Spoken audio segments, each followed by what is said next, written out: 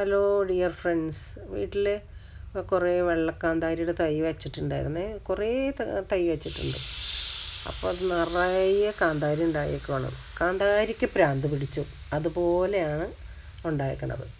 ഞാൻ വിചാരിച്ചു അന്ന് അതെല്ലാം പറിച്ചെടുക്കുക. എങ്ങനെയായാലും അത് പറിക്കണമല്ലോ. അത് മുഴുവൻ പറിച്ചെടുത്തു. 2 കിലോ ഉണ്ടായിരുന്നു. അതിൽ 1 കിലോ ഞാൻ കടയിൽ കൊടുത്തു. ബാക്കി 1/2 കിലോ ഞാൻ വിനീഗറിലിട്ട് വെച്ചിട്ടുണ്ട്, ഉപ്പും ചേർത്ത്. പിന്നെ 1/2 കിലോ ഞാൻ അത് വെള്ളത്തിലിട്ട് വെച്ചേക്കണം, ഉപ്പ് വെള്ളത്തിൽ. ഇനി അതൊന്ന് ഉണക്കിയെടുക്കണം. അപ്പോൾ അതിൻ്റെയൊക്കെ പ്രോസസ്സിങ് ഇങ്ങനെ നടന്നുകൊണ്ടിരിക്കുകയാണ്.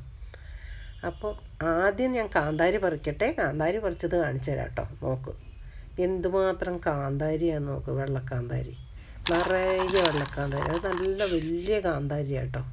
2 കിലോ ഉണ്ടായിരുന്നു കേട്ടോ.